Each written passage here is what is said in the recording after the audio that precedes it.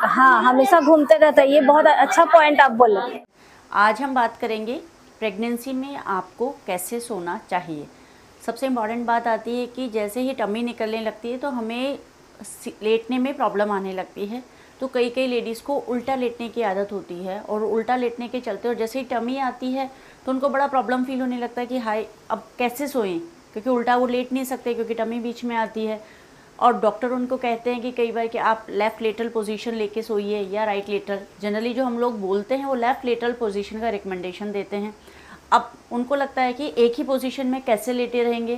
तो इस सारे वीडियो में आज हम सारी कॉमन प्रॉब्लम्स डिस्कस करने वाले हैं कि आखिर कैसे अपने आप को सोने के समय मैनेज किया जाए जिससे कि बच्चे पे भी असर ना पड़े और आपको भी कंफर्टेबली नींद आ सके। सबसे इम्पॉर्टेंट बात ये कि अभी आपका प्रेगनेंसी का कौन सा महीना चल रहा है, क्योंकि शुरू के जो फर्स्ट ट्राइमेस्टर होता है यानी कि जो फर्स्ट 3 मंथ होते हैं, फर्स्ट सेकेंड और थर्ड, उसमें एज सच कोई टमी नहीं आई हुई होती है। तो आप आराम से लेट सकते हैं, यानी कि आप सीधा लेट सकते हैं, करवट लेके लेट सकते हैं, या आप उल्टा लेटना चाहते हैं तो आप थोड़ी देर उल्टा भी लेट सकते हैं।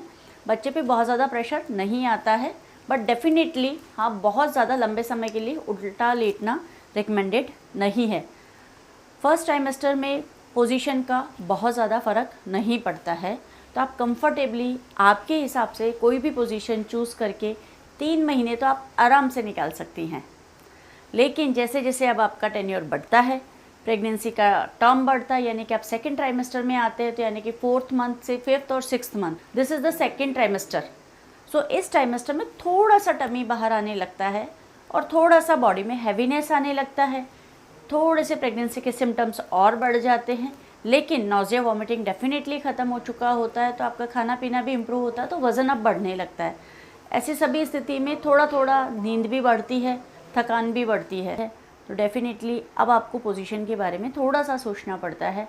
जो हमारी रिकमेंडेशन होती है, हम ये कहते हैं कि आप बाईं तरफ करवट लेकर लेटिए, लेकिन अगर आप दाईं तरफ करवट लेकर भी लेटते हैं तो वो भी उतना ही अच्छा है जितना कि बाईं तरफ अच्छा है।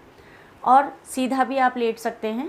सेकेंड ट्राइमेस्टर में सीधा लेटने पर बहुत ज़्यादा फ़र्क नहीं पड़ेगा, तो आप कंफर्टेबली अपनी पोजीशन आप बदल सकते हैं, कि यानी कि अगर आपको सीधा लेटना है तो आप सीधा लेट गए, आपको करवट लेना है तो आप करवट ले सकते हैं।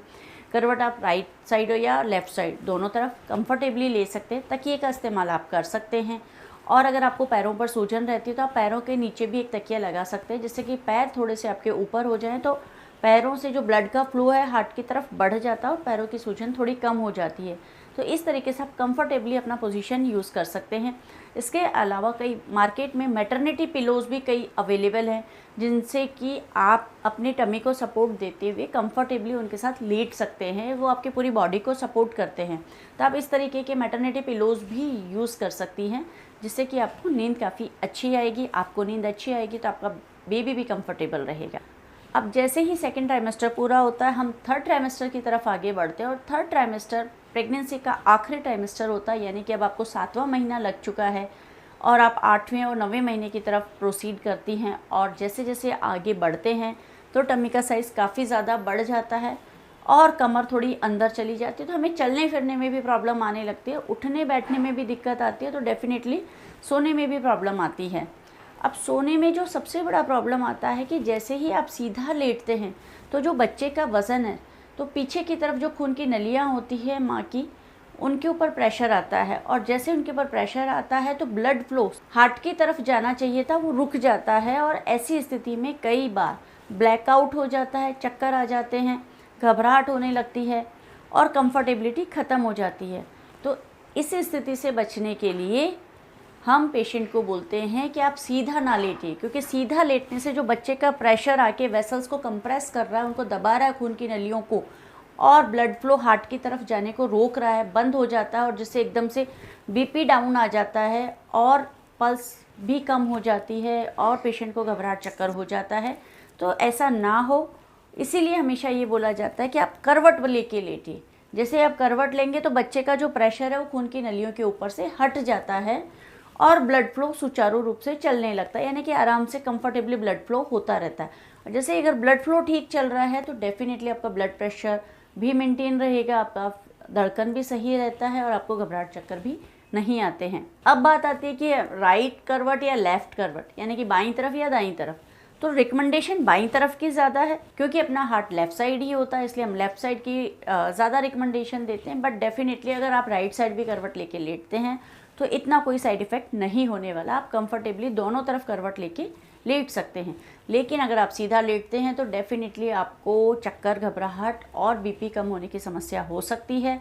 तो इसलिए बहुत ज़्यादा देर तक सीधा लेटने की सलाह नहीं दी जाती। और अगर सीधा लेट रहे हैं और आपको लग रहा है कि कुछ अनईजीनेस फील हो रहा है तो आप तुरंत करवट बदल लीजिए, ताकि वो प्रेशर कम होके आप कंफर्टेबल फील कर सकें। इसके साथ ही जब आप करवट लेके लेटते हैं तो टमी को सपोर्ट करने की भी बहुत बार ज़रूरत पड़ती है, क्योंकि बच्चा उसके अंदर हैवी हो चुका है। कम से कम 2.5 से 3 किलो का बच्चा अंदर होता है, तो जब करवट बदलते हैं तो टमी के साथ करवट लेने में दिक्कत आती है। तो जो मैटरनिटी पिलोज़ होते हैं वो टमी को सपोर्ट करते हैं, या नॉर्मल पिलो भी आप टमी के साथ लगा के आप टमी को, बच्चे को सपोर्ट कर सकती हैं। ऐसी स्थिति में डेफिनेटली आपको नींद लेने में सब में प्रॉब्लम आती है, लेकिन ये बहुत लंबा समय नहीं होता है, 1.5 से 2 महीने का समय होता है, आप निकाल सकती हैं एडजस्ट करके। और अगर आपके पैरों में सूजन रहती है तो डेफिनेटली आप पैरों के नीचे ज़रूर तकिया लगा लीजिए, ताकि ब्लड फ्लो हार्ट की तरफ मेंटेन रहे और पैरों से सूजन कम हो सके। इस तरीके से हमने देखा कि तीनों ट्राइमेस्टर में हम आराम से अपने आप को कंफर्टेबिलिटी प्रोसीड कर सकते हैं। फर्स्ट ट्राइमेस्टर में लेटने की ऐसा कोई रेस्ट्रिक्शन नहीं है, सेकेंड ट्राइमेस्टर में थोड़ा है, लेकिन थर्ड ट्राइमेस्टर में यानी कि आखिरी के 3 महीनों में काफ़ी ज़्यादा अपने को ध्यान रखना पड़ता है, जहाँ की ब्लड प्रेशर डाउन होने की समस्या हो सकती है, और वहीं पे स्पेसिफिकली करवट लेके लेटने की इंपॉर्टेंस आती है।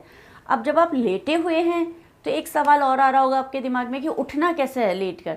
तो जब भी आप करवट लेके लेटे हैं और बेड पे सो रहे हैं तो आप डेफिनेटली पहले अपने पैरों को नीचे रखिए, जैसे आप पैर नीचे रखेंगे, और फिर अपना हाथ टेक कर ऊपर उठिए। इससे आपके पेट के ऊपर यानी टमी के ऊपर डायरेक्ट प्रेशर नहीं आएगा और आपके बच्चे पर भी किसी प्रकार का जोर नहीं आएगा, और आप आराम से उठ सकती हैं और आराम से लेट पाएंगे।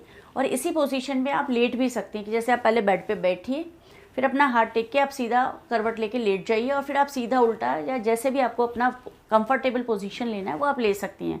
तो इससे टमी पर सीधा जोर नहीं आता है, क्योंकि अगर आप जैसे सीधा उठने बैठने की कोशिश करेंगी तो ऑलरेडी आपके टमी बाहर निकला हो तो आपको उठने में काफ़ी ज़्यादा प्रॉब्लम आएगी। लेकिन पैर पहले नीचे फर्श पर टेक कर फिर हाथ टेक कर अगर आप उठते हैं तो डेफिनेटली आपको आराम से आप बेबी को सपोर्ट करते हुए उठ पाएंगे और आपको किसी प्रकार की दिक्कत भी नहीं आएगी।